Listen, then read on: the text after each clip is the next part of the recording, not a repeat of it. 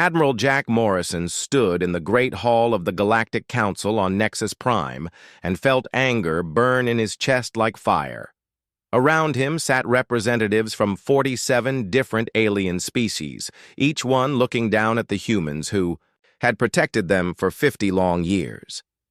The massive chamber gleamed with crystal walls and floating platforms, a display of wealth built on the backs of human soldiers who had died defending these same aliens.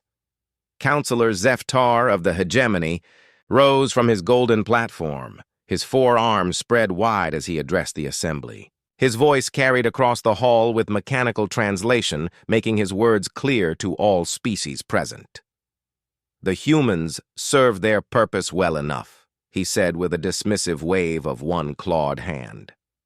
"They are useful pets who fight our battles and die for our causes, but they should not expect to sit at the table with their betters." Morrison felt his aide, Kate Sullivan, tense beside him. Her hand moved to the communication device at her belt, where urgent messages had been coming in all morning. Reports of riots on 3 different worlds, human colonies being attacked, children being spat upon in the streets, all because these alien overlords had spent decades treating humanity like trained animals.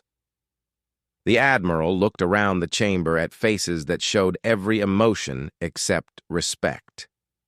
The bird-like avians preened their feathers in boredom. The crystal-bodied Zeltharians hummed with harmonic disapproval. The massive slug-like hegemony members oozed contempt from every pore. These were the beings that humanity had saved countless times, whose trade routes human ships protected, whose wars human marines had fought and won. Morrison remembered the Battle of Kepler 7, where Captain Lisa Rodriguez had led her fleet against impossible odds to save a hegemony colony ship. He remembered Dr. Helen Brooks working for days, without sleep, to cure a plague that threatened to wipe out the avian homeworld.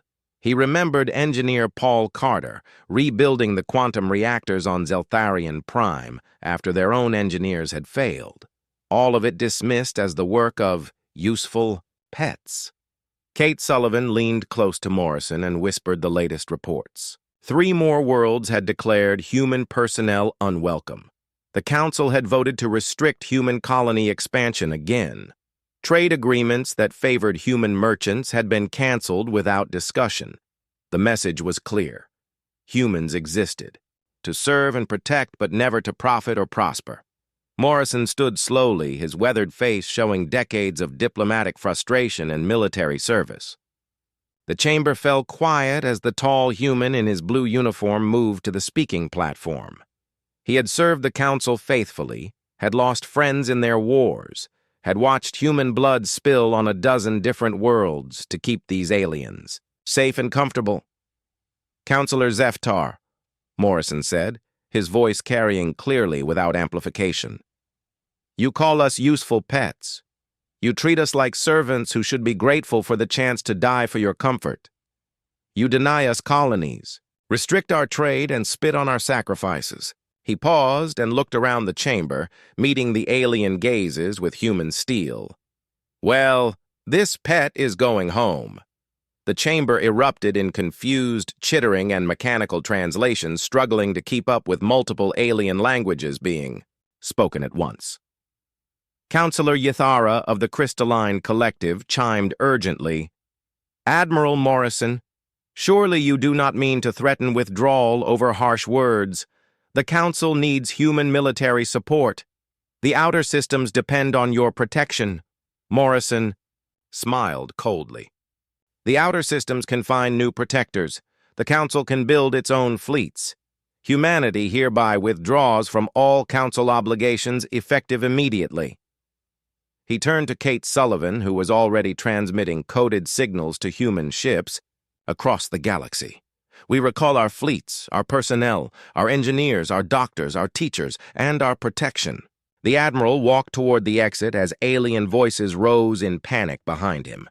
50 years of faithful service ended in this moment. 50 years of being treated as second-class citizens while providing first-class protection. 50 years of watching human soldiers die for alien causes while being denied basic respect and rights. "You wanted pets," Morrison called back without turning around. "Find yourselves new ones. Terra protects its own from now on." Kate Sullivan followed him through the crystal corridors as emergency sessions were called behind them. Her communication device buzzed constantly with confirmations from human ships across the galaxy. Operation Silent Departure had begun. Every human vessel from massive dreadnoughts to small cargo haulers was receiving the same encrypted message: "Come home." The great experiment in galactic cooperation was over. Humanity had tried to be partners and been treated as servants. They had offered friendship and received contempt. Now they would offer something the Council had never experienced from humans before: silence. As Morrison's shuttle lifted off from Nexus Prime, he watched the alien space station shrink below them.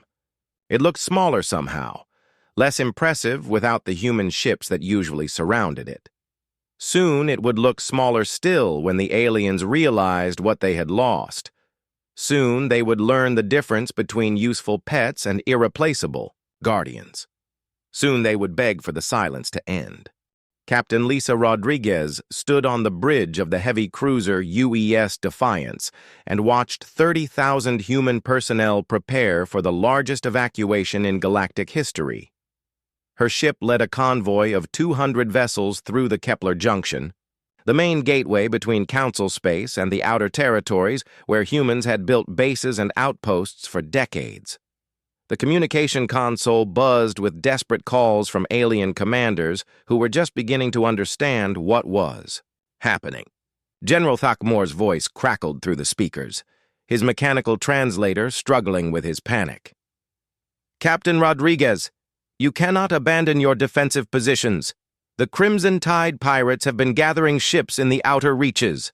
Without human patrol fleets, they will attack our supply convoys within days." Rodriguez looked at her tactical display where red dots marked the locations of human ships across 3 star systems. Each dot represented years of service, countless battles fought for alien causes, and human lives spent protecting species that considered them inferior. "General, the Council made it very clear that humans are junior partners at best. I suggest you find other junior partners to die protecting your trade routes." Her communications officer, Lieutenant Sam Parker, looked up from his station with a grim smile.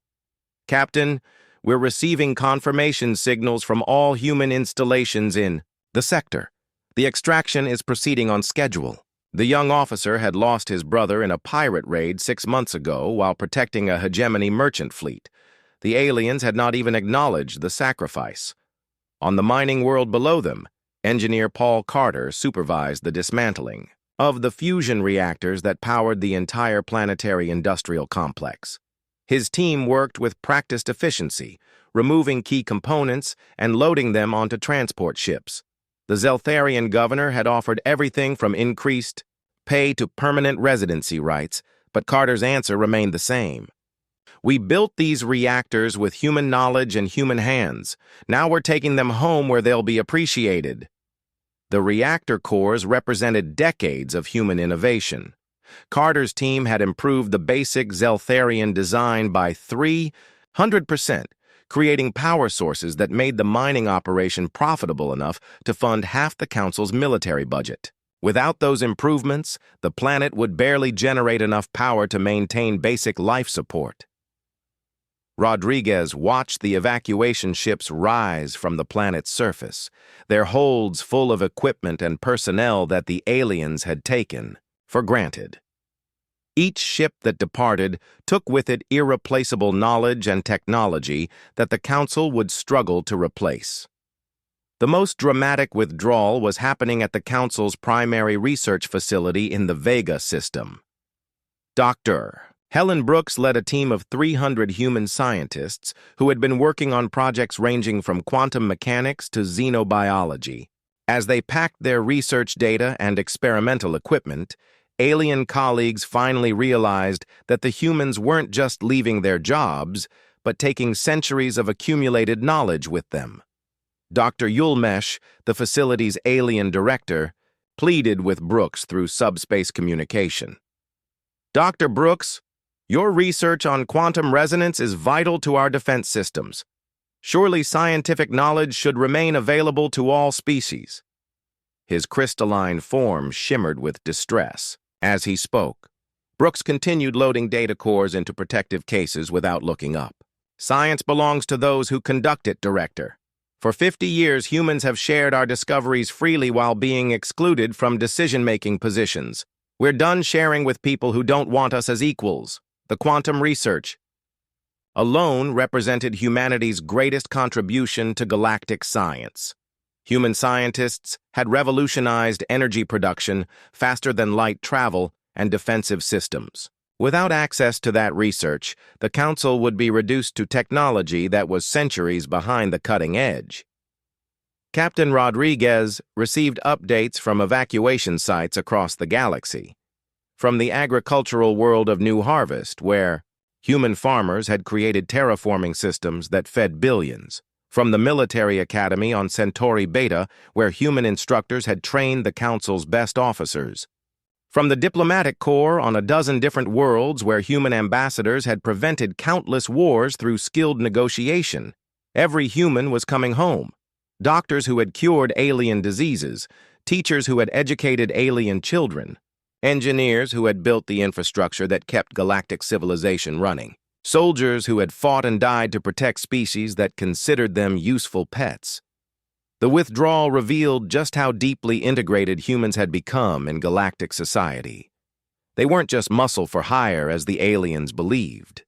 They were the engineers, scientists, doctors, and administrators who made modern civilization possible. Their absence would leave gaps that couldn't be easily filled. Admiral Morrison's final transmission reached every human ship in the galaxy simultaneously. The coded message was simple but final. "Terra protects its own. Come home." Within hours, human vessels across known space began their journey back to Earth and the colonies that remained under human control. Rodriguez looked at her navigation display where a course was already plotted for the Sol system. Behind them, the aliens were just beginning to understand what they had lost. Emergency council sessions were being called. Military commanders were realizing their forces were suddenly understaffed and undertrained. Scientists were discovering that their most advanced projects depended on human knowledge. The Great Exodus continued for months as human ships traveled the long routes back to Earth. Some carried refugees from mixed colonies where humans could no longer live safely. Others transported entire research facilities and industrial complexes that humans had built in council space. All of them carried the message that humanity was done being treated as servants by those they had served so faithfully. As the UES Defiance jumped to faster-than-light travel for the final leg of its journey home, Rodriguez recorded her final log entry from council space. "The aliens wanted us to know our place. They wanted us to accept being useful pets. Today they learned that we knew our place all along. We just decided it wasn't with them." The silence had begun. 6 months after the last human ship disappeared into hyperspace, Counselor Yathara noticed the first signs of decay in the great station of Nexus Prime. The crystalline corridors that had gleamed with perfect light now showed patches of dimness, where maintenance systems struggled to function properly. The atmospheric recyclers hummed with an irregular rhythm that hadn't been there when human engineers maintained them. Yathara approached her aide with growing concern. "The environmental systems are operating at only 70% efficiency," she chimed through harmonic frequencies. "The human maintenance teams optimized these systems far beyond their original specifications. We cannot replicate their modifications, and the original blueprints no longer match the actual equipment." The aide's crystalline form flickered with worry. "Should we contact the human government about technical support contracts?" he asked hesitantly. "The Council has forbidden any official contact with Terra," Yathara replied with a sound like breaking glass. "Pride prevents us from admitting we need them." Across the galaxy, similar problems were emerging as alien species discovered just how dependent they had become on human expertise. The military situation deteriorated fastest, revealing the true scope of what the Council had lost. Fleet Admiral Keth Zahn of the Void Hunters stood in his command center watching tactical displays that showed his worst fears coming true. 3 merchant convoys had been destroyed in the past week by pirates who had never dared to attack when human patrol fleets controlled the space lanes. The Crimson Tide Raiders were growing bolder with each successful strike. "Admiral," his communications officer reported with barely controlled panic. "The Merchant Guild is demanding immediate military response to the attacks on the Kepler shipping lanes. They're threatening to suspend all freight operations in the outer systems." Keth Zahn studied the tactical map with growing frustration. His fleet consisted of ceremonial vessels designed for patrols and diplomatic escorts, not serious combat operations. The Council had relied on human military doctrine, human tactics, and human firepower for so long that their own forces had become little more than a police force. "Deploy the 3rd Battle Group to Kepler," he ordered reluctantly, knowing his ships were inadequate for the mission. "And pray the pirates don't realize how outmatched we are." The Battle of Merchant's Gate 3 days later proved his fears justified. Admiral Keth Zahn's forces outnumbered the Crimson Tide Raiders 3-1, but without human tactical coordination and combat experience, the engagement became a chaotic disaster. The pirates escaped with minimal losses and enough captured cargo to fund expansion of their operations. On the agricultural world of New Harvest, the problems were more subtle, but equally devastating. Chief Administrator Velthor watched his agricultural monitoring displays with growing alarm as crop yields dropped week by week. The terraforming systems that human specialists had maintained were failing in ways that the remaining alien staff couldn't understand or prevent.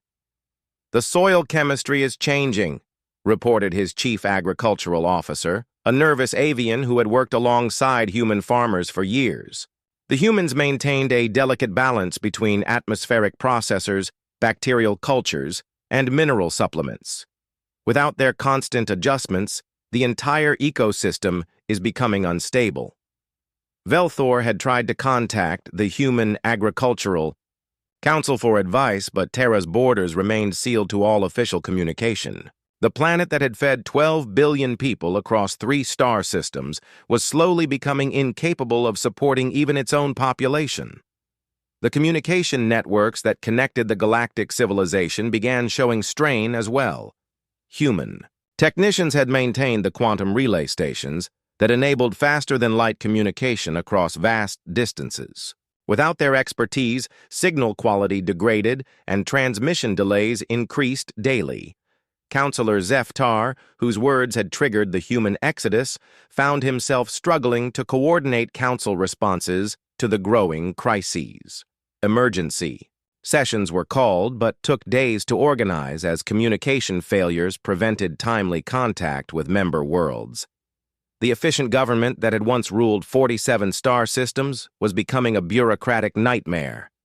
"We must consider reaching out to the human government," suggested Counselor Yathara during one particularly difficult session.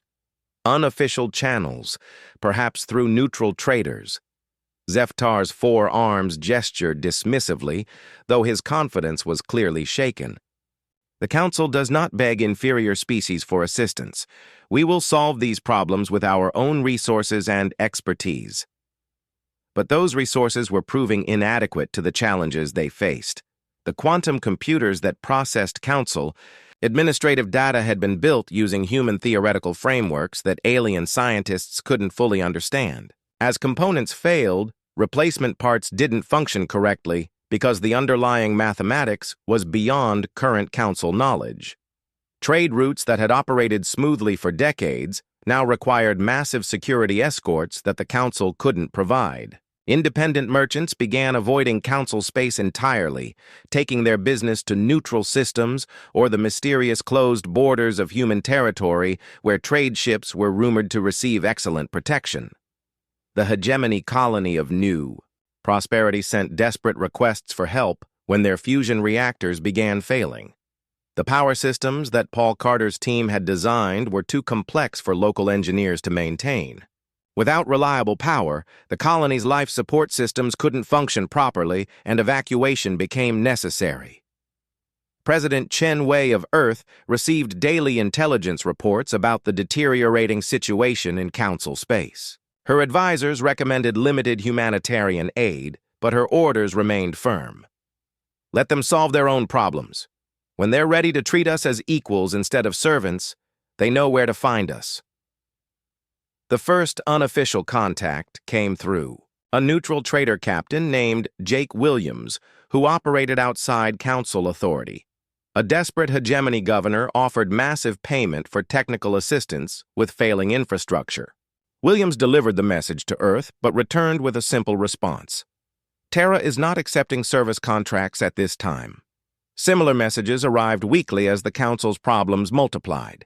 Each request was politely declined with the same neutral language that revealed nothing about human intentions or willingness to negotiate. By the end of the first year, the cracks in galactic civilization had become visible fractures. Entire star systems were considering independence rather than dealing with the Council's inability to provide basic services. The Great Alliance that had maintained peace and prosperity for centuries was crumbling because they had treated their most valuable partners as disposable servants. In the silence left by human withdrawal, the Council was learning a harsh lesson about the difference between leadership and dominance, between partnership and exploitation. The question was whether they would learn it in time to prevent total collapse. 1 year into the silence, Defense Coordinator Prime Zocteth stood in the Council's military command center and watched red warning indicators spread across the tactical display like a plague. The Scarlet Marauders, a confederation of pirate fleets that had been contained by human forces for decades, launched simultaneous attacks against 6 major trade hubs in what appeared to be a coordinated campaign to collapse the galactic economy. The display showed disasters unfolding faster than Council forces could respond. Where human quick-response fleets had once contained threats within hours, Council military units took days to coordinate their movements and weeks to achieve anything resembling effective action. The aliens had forgotten how to fight their own battles. Coordinator, his aide reported with trembling voice. Admiral Renthok requests immediate reinforcement at Meridian Gate. His fleet is outnumbered, but he believes he can contain the pirates if we can get additional ships to his position. Within 12 hours, Zocteth studied the deployment map with growing despair. The nearest available Council fleet was 18 hours away at maximum speed. The communication delays caused by failing relay systems meant orders took hours to transmit and confirm. The efficient military machine that humans had built and maintained was revealing itself to be completely dependent on human expertise. "Send what we have," he ordered, knowing it wouldn't be enough. "And pray the pirates don't realize how helpless we've become." The Battle of Meridian Gate became a symbol of the Council's new reality when Admiral Renthok commanded a fleet 3 times larger than the attacking pirates but couldn't achieve victory.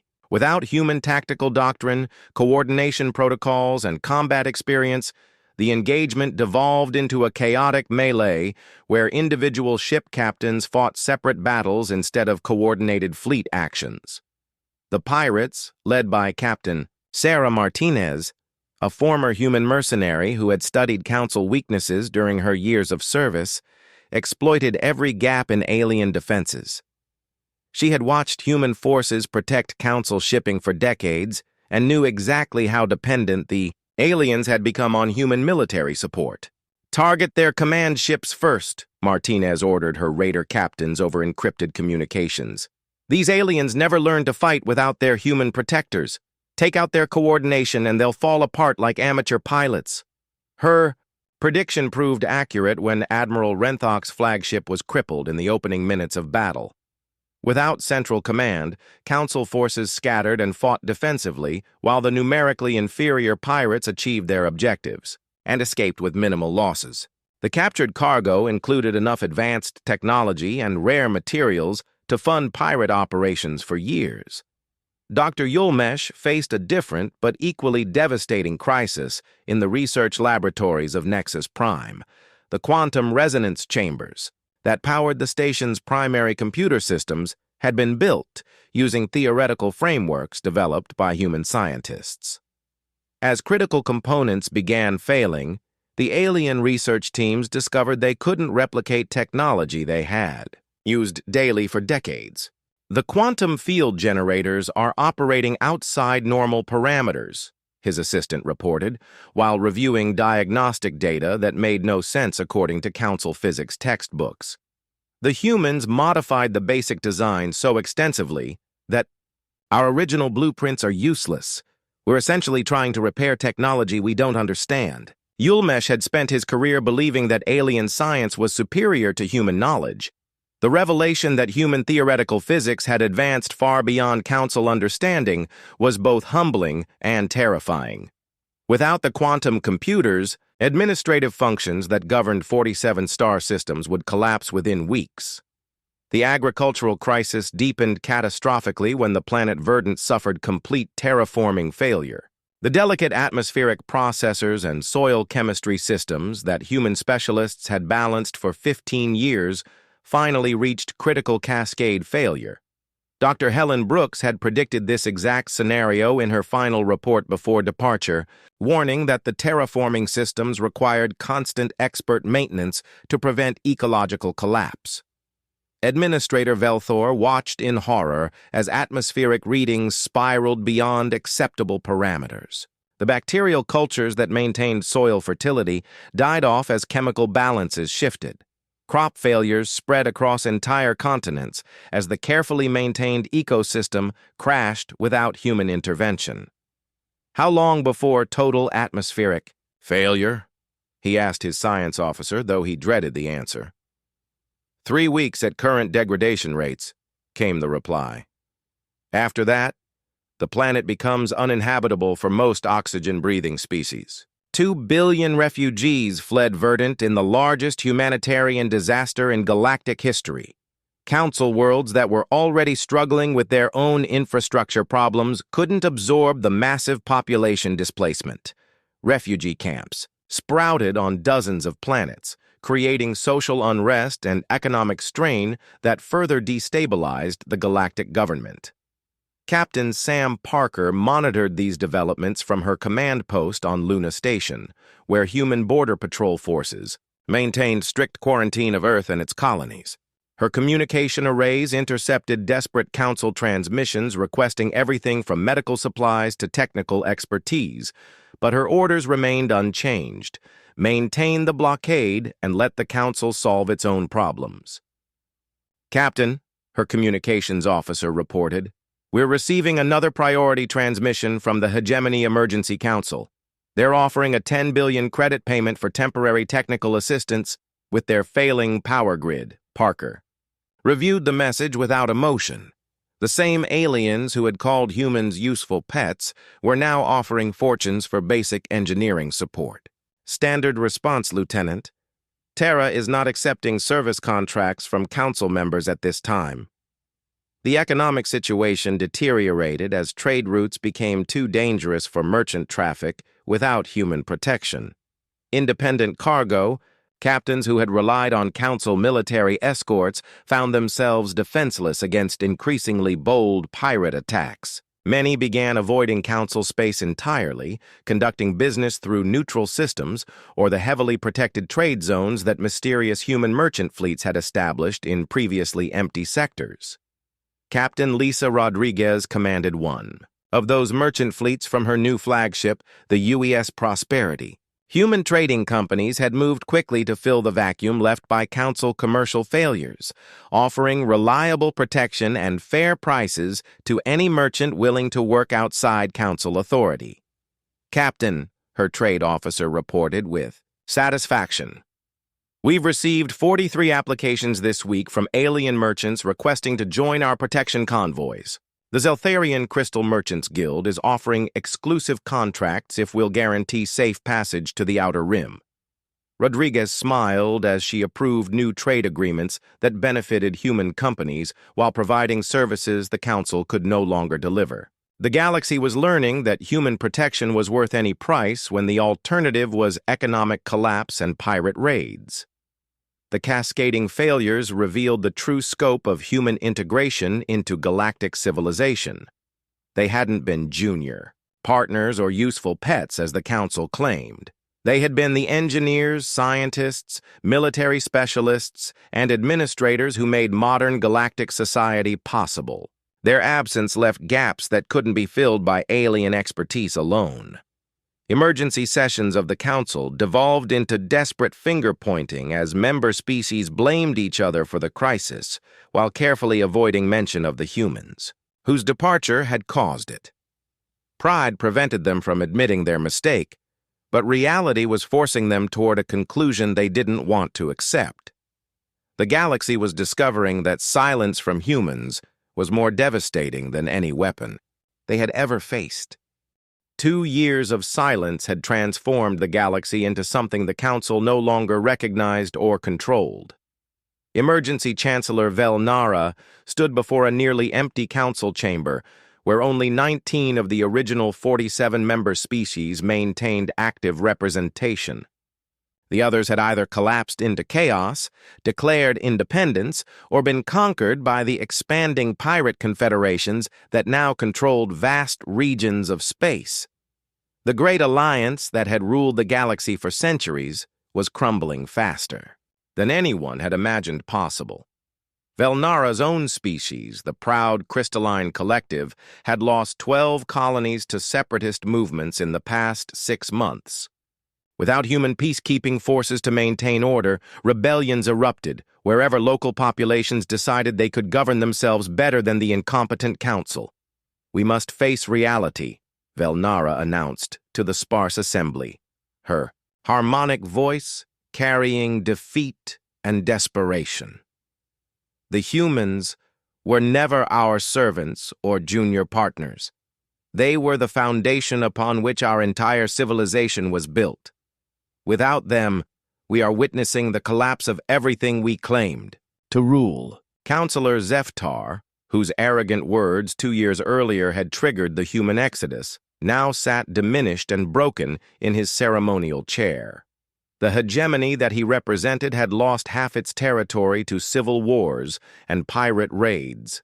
His own homeworld was under siege by rebels who refused to accept council authority over their lives. "Perhaps," Zeftar said quietly, his 4 arms trembling with age and stress. "We should have listened when they asked for respect instead of demanding their service."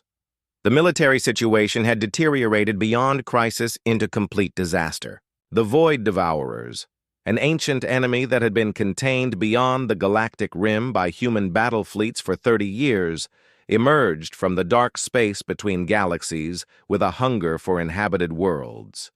Their dark ships moved like shadows through star systems, consuming entire planets and leaving nothing but empty space behind. Defense Coordinator Zalkteth received reports of Void Devourer attacks with growing terror. The ancient enemy had feared only human military might and had remained in hiding as long as human fleets patrolled the galactic borders. With those guardians gone, the Devourers saw opportunity to feed on the chaos that had replaced Galactic. "Order! 3 more systems have gone silent in the past week," his aide reported with barely controlled panic. "The Void Devourers are moving deeper into inhabited space, and our fleets cannot stop them. They seem to know exactly where our defenses are weakest." The Council's ceremonial military forces proved utterly inadequate against an enemy that had been preparing for this moment for decades. Human battle doctrine had kept the Void Devourers contained not through superior numbers, but through tactical superiority and coordinated fleet actions that the Council could no longer execute. Dr. Yulmesh worked desperately in his failing laboratories to find some weapon or strategy that could stop the Void Devourers, but the quantum computers that processed his calculations were breaking down daily. The human-designed systems that he couldn't repair or replace left him working with technology that was centuries behind what the enemy faced. "We need the human quantum research data," he admitted to his assistants, finally acknowledging what everyone knew but no one wanted to say. Without their theoretical frameworks, we're fighting an advanced enemy with primitive tools. The confession that human science was superior to council knowledge came too late to save the worlds already lost to the void devourers. Each planet, consumed, made the enemy stronger, while the council grew weaker from constant retreat and defensive failures. Independent systems that had broken away from council authority faced their own challenges but fared better than expected. Many had negotiated protection agreements with mysterious human merchant fleets that offered security in exchange for favorable trade terms. These neutral zones became refugees for species fleeing the chaos in council space. Captain Jake Williams, the neutral trader who had carried messages between the council and human space, found his services in enormous demand as alien governments desperately sought any contact with Earth. His ship carried increasingly frantic diplomatic pouches, offering everything from territorial concessions to technological exchanges in return for human assistance. "Captain," his communications officer reported during a supply stop at the independent station of Haven Point, "we have 47 requests for passage to human space and 12 different alien governments offering us permanent diplomatic status if we'll carry official surrender documents to Earth." Williams read through the messages with dark amusement. The same species that had treated humans as useful pets were now competing to offer the most generous terms for human forgiveness. None of them seemed to understand that forgiveness would require more than money or territory. The breaking point came when Chancellor Velnara received intelligence that the Void Devourers were massing their full fleet for an assault on Nexus Prime itself. The heart of galactic civilization would fall within days unless the Council could mount a defense that their weakened forces couldn't provide. "We have no choice," Velnara announced during the emergency session that would decide the Council's fate. "I am authorizing a formal diplomatic mission to Earth. We will offer any terms necessary to secure human military intervention against the Void Devourers." The decision to officially beg for human help represented complete abandonment of the pride that had caused the crisis. Former enemies of humanity now volunteered to serve on the diplomatic mission, knowing they would have to kneel before the species they had once dismissed as inferior. Ambassador Nina Foster received the Council delegation at the newly constructed diplomatic station in Sol System's asteroid belt. The massive facility demonstrated human industrial capacity that had expanded dramatically during their 2 years of isolation. The aliens who had once controlled galactic commerce now entered human space as supplicants seeking salvation. The delegation included Chancellor Velnara herself, along with representatives from every surviving Council species. They had come to surrender to the humans they had spent decades underestimating and abusing. "Ambassador Foster," Velnara began with harmonic tones that conveyed absolute submission, "the Galactic Council formally requests immediate military assistance against the Void Devourer invasion. We are prepared to offer any terms you consider appropriate for human intervention." Foster studied the alien delegation with professional courtesy that couldn't hide her satisfaction at seeing former oppressors reduced to beggars. "You may present your proposal, Chancellor.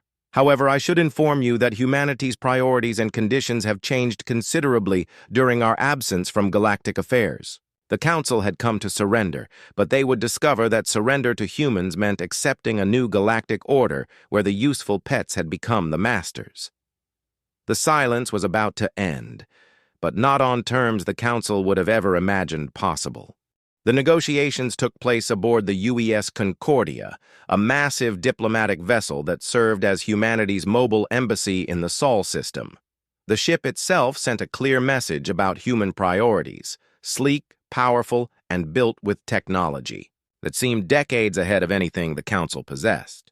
Chancellor Velnara and her delegation sat across from President Chen Wei and Admiral Morrison in a conference room that radiated quiet authority. The terms that President Chen presented shocked the assembled aliens into stunned silence. Human. Space would remain completely autonomous, with closed borders that opened only at human discretion. All future military operations in Council space would require human command authority and strategic oversight. Council members would provide financial compensation to Earth for 2 years of lost trade and military protection services. Most significantly, humanity would hold permanent veto power over all Council decisions affecting galactic policy. These terms essentially establish human hegemony over galactic civilization, protested Councillor Yithiara, her crystalline form flickering with distress. You are demanding that we accept human dominance in exchange for protection. President Chen's response came with calm finality that left no room for negotiation. Chancellor, your civilization had 50 years to treat humanity as equal partners in galactic affairs. You chose instead to treat us as useful servants who should be grateful for the opportunity to die protecting your interests. Now you have discovered that your entire way of life cannot survive without us. Admiral Morrison leaned forward across the polished table where holographic displays showed the current military situation.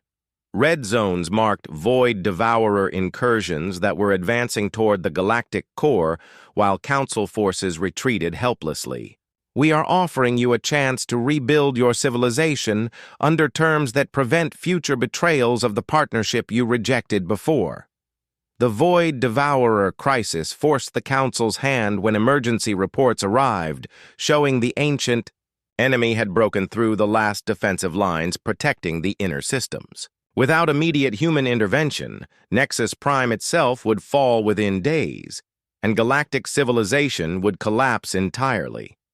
Chancellor Velnara made the decision that would reshape the galaxy forever. The Council accepts your terms, President. Chen, humanity will have authority over military operations and veto power over major policy decisions. We formally request immediate military assistance against the Void Devourer invasion. Admiral Morrison smiled grimly as he activated his communication systems. All human fleets, this is Admiral Morrison. Operation Silent Guardian is now active. Proceed to designated coordinates and engage the Void Devourers with full authority. Show them why they feared us enough to hide for 30 years. Captain Lisa. Rodriguez received her orders aboard the newly commissioned UES Retribution, the flagship of the reformed Terran Expeditionary Fleet. Her ship was one of dozens that had been built in secret during humanity's 2-year isolation, incorporating technological advances that made them superior to anything the Council had ever fielded. All ships, form battle formation, Rodriguez commanded as her fleet emerged from hyperspace at the edge of Void Devourer territory. Let's remind these creatures why they stayed hidden while humans protected the galaxy.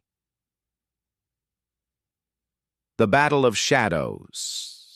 Edge demonstrated the vast gap between human military doctrine and Council capabilities. Rodriguez's fleet used coordination and tactics that the aliens couldn't follow, striking with precision that devastated Void Devourer formations.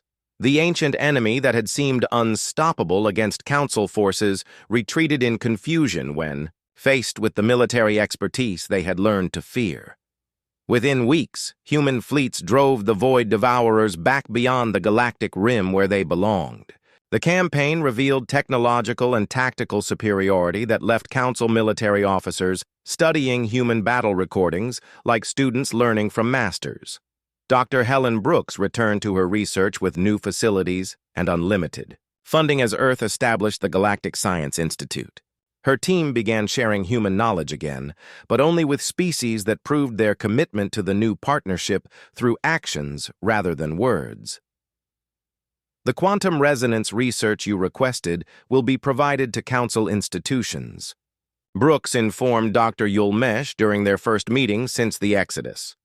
However, all advanced research will be conducted under human oversight to ensure proper application and prevent future dependency.